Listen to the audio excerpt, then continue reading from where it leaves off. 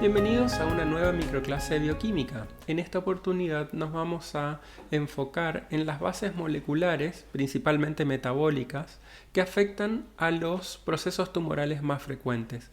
Si tuviésemos que clasificar a grosso modo los procesos tumorales, tendríamos que hablar de carcinomas, que son los procesos que aparecen a partir de la transformación de una célula epitelial, es decir, de los tejidos que recubren cavidades internas o están tapizando superficies externas.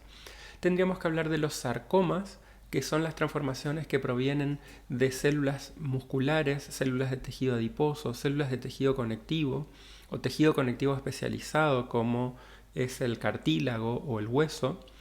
Y como tercer grupo, de los procesos linfoproliferativos, es decir, de los linfomas, las leucemias, los mielomas, etc.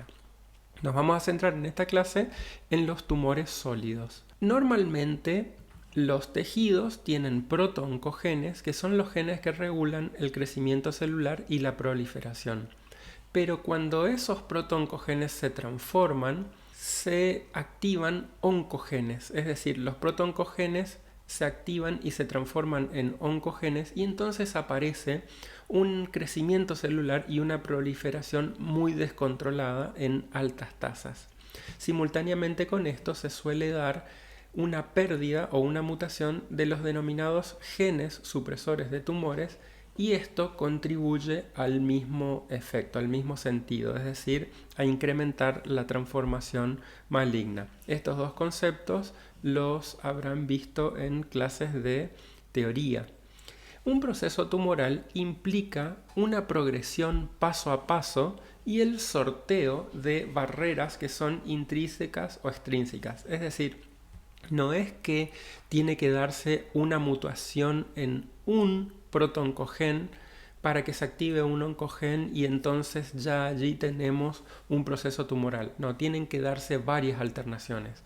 Activación de protooncogenes en oncogenes, pérdida o supresión de genes supresores de tumores, múltiples genes, no una alteración monogénica. Y entonces cuando una célula normal está expuesta a signos proliferativos y a esta transformación que les digo, aparece una lesión que se denomina precancerosa. Ahí tenemos un estrés en la replicación celular, hay daños en el DNA, hay daños en la respuesta protectiva a estos daños del DNA y después aparecen ya las barreras intrínsecas como son la aparición del arresto en el ciclo celular, es decir, la célula puede detectar que hay daños en el DNA. Por ejemplo, P53 activa este daño, se activa un arresto celular, es decir, la célula detiene su proliferación en alguna etapa del ciclo, puede detenerse en la etapa G1, en la fase S o en la etapa G2. Puede caer en lo que se denomina senescencia o bien disparar la muerte celular programada. También tenemos barreras extrínsecas, es decir, barreras que son externas al proceso tumoral que se está desencadenando. Y ahí juega un rol muy importante el sistema inmunológico. Este funciona con su efectividad máxima únicamente si está balanceado, pero frente a agresiones internas o externas aparecen patologías como las enfermedades autoinmunes o las reacciones alérgicas respectivamente. Esto es cuando hay una sobrereacción del sistema inmunológico. Si por el contrario hay una hiporreacción del sistema inmunológico, cuando la agresión es externa, por supuesto caemos en las infecciones, pero cuando la transformación o agresión es interna, aparece el proceso tumoral. O sea que también en el cáncer hay un aspecto inmunológico que debe considerarse obligatoriamente. En esta clase nos vamos a centrar en los aspectos metabólicos. Aunque los cánceres son muy diversos en tipo y etiología, las células cancerosas con frecuencia comparten el atributo de anomalías metabólicas.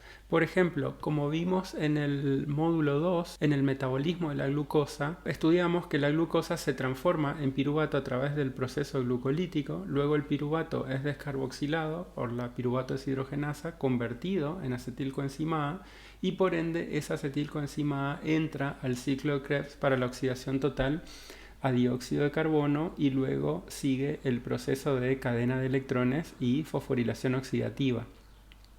Sin embargo, en células tumorales se observa que ese piruvato simultáneamente puede estar reduciéndose a lactato aún en presencia de grandes cantidades de oxígeno. Es decir, que el piruvato no se aprovecha totalmente en la oxidación mitocondrial, sino que también en parte se utiliza para la producción de lactato. Este efecto se denomina efecto Warburg.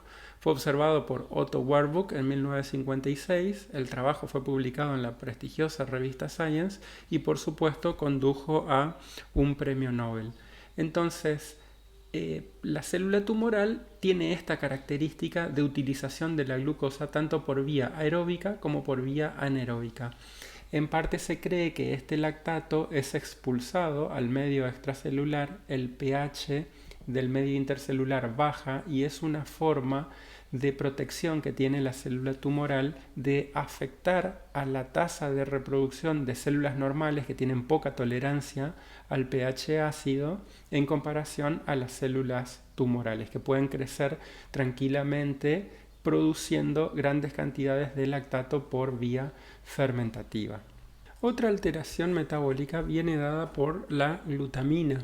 El alfa-cetoglutarato derivado de la glutamina contribuye a la producción de citrato mediante el flujo directo a través del ciclo de Krebs y la producción de piruvato por la enzima málica.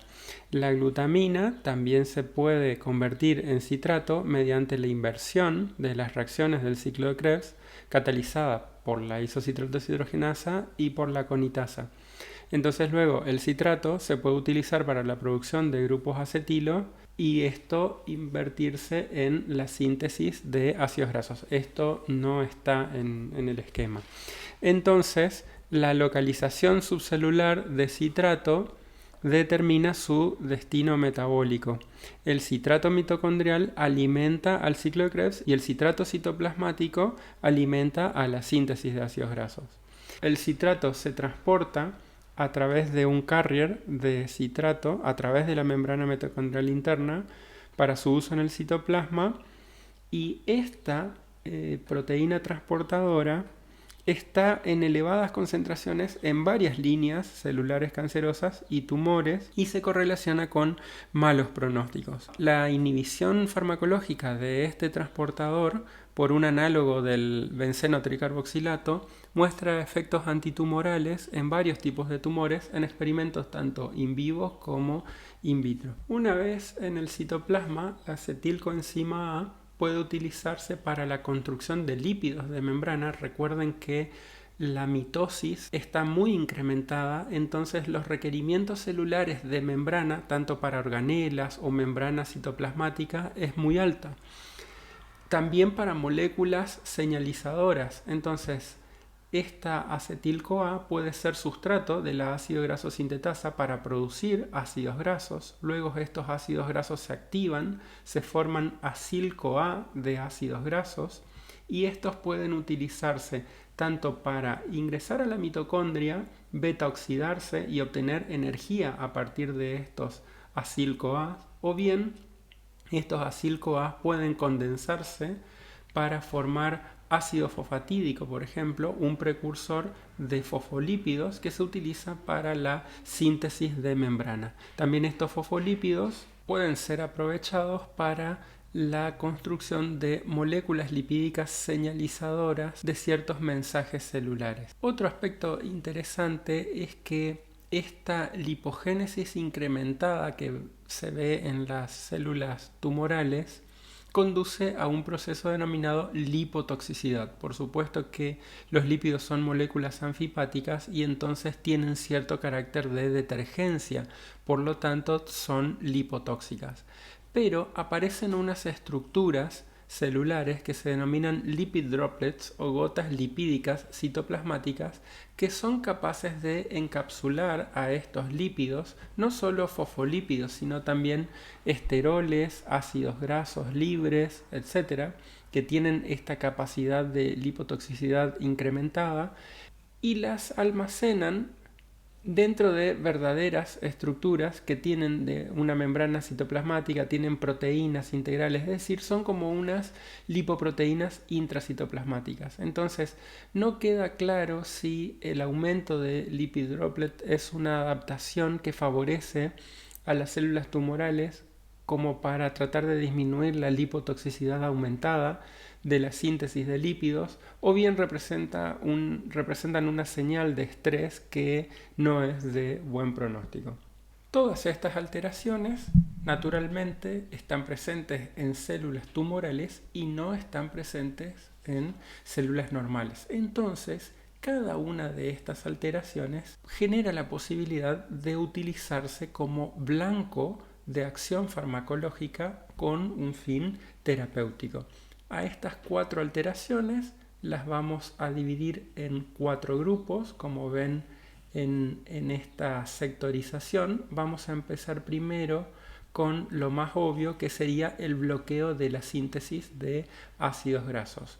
Por supuesto, si la célula tumoral, como dijimos, tiene un efecto Warburg, tiene una enorme disponibilidad de acetil-CoA en el citoplasma, si nosotros bloqueamos alguno de estos puntos clave en la síntesis de ácidos grasos, estaríamos cortando la provisión energética de la célula tumoral. El primer punto de ataque farmacológico sería la ATP citratoliasa, pero sin embargo hay más trabajos que apuntan hacia la neutralización farmacológica de la acetil-CoA carboxilasa.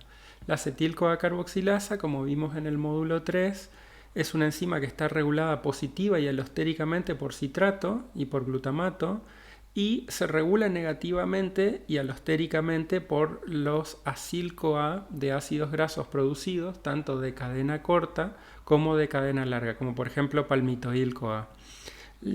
Interesantemente, la acetil-CoA se inactiva por fosforilación, por una proteína quinasa activada como la AMPK, y potencialmente está regulada por muchas otras quinasas. En el genoma humano encontramos 2 isoformas de acetil-CoA carboxilasa, la tipo 1, que está altamente presente en tejidos lipogénicos, y la tipo 2, que está en tejidos oxidantes, en tejidos que utilizan mucho catabolismo. Entonces, debido a que se encuentran principalmente isoformas diferentes en cada uno de los tejidos, estas 2 isoformas tienen funciones metabólicas distintas. Se cree que la malonil-CoA producida de tipo 1 sirve como sustrato para la síntesis de ácidos grasos, mientras que la de tipo 2 sirve básicamente para inhibir al transportador de carnitina, evitando así que se produzcan ciclos inútiles, y mientras se está sintetizando un ácido graso se produce la degradación mitocondrial.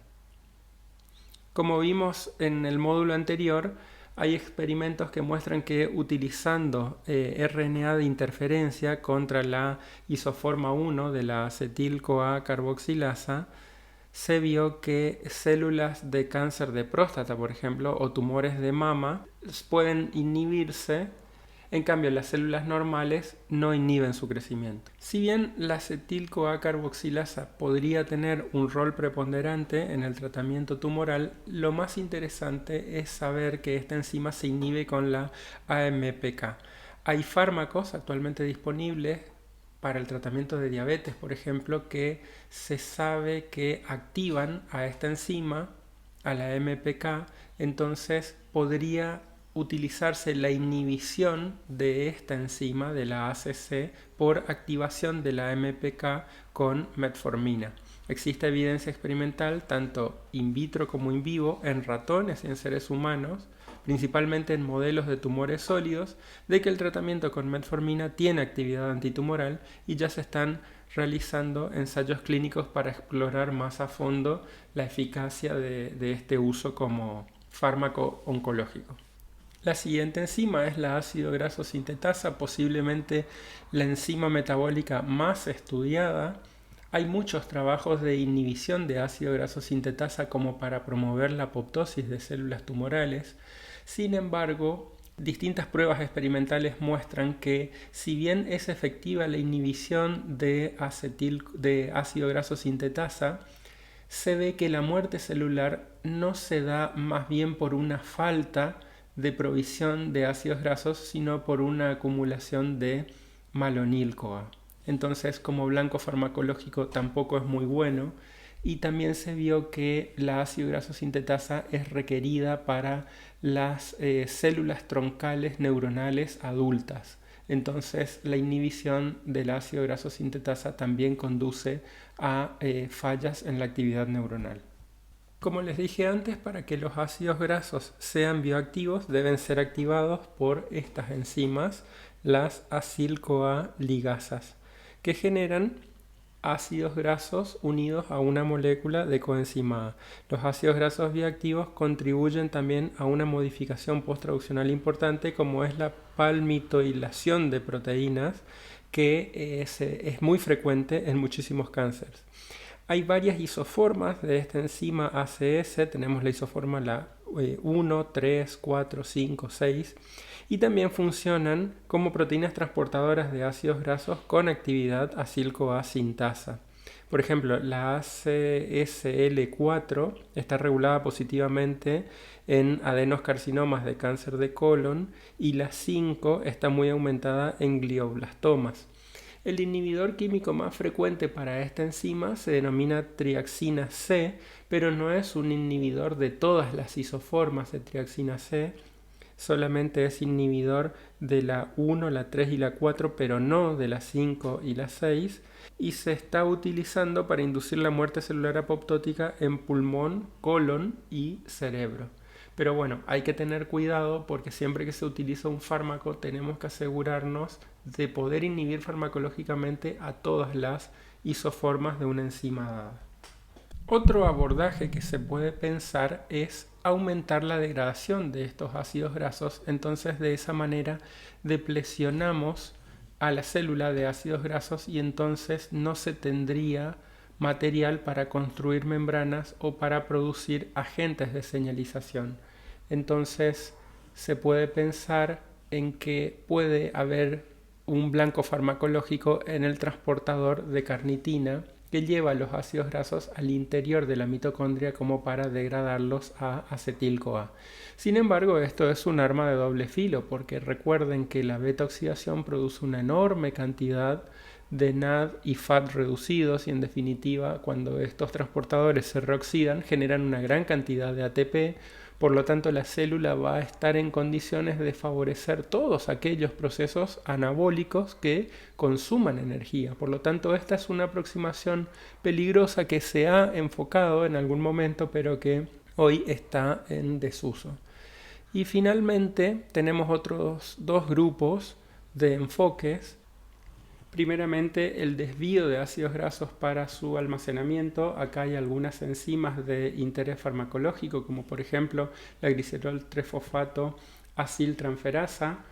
Como habíamos visto en la síntesis de triglicérido, primero el glicerol, que puede venir de la vía glucolítica, por ejemplo, se fosforila por una glicerol 3-quinasa, se genera glicerol 3-fosfato y luego este glicerol 3-fosfato es tomado por esta enzima y carga un acil-CoA.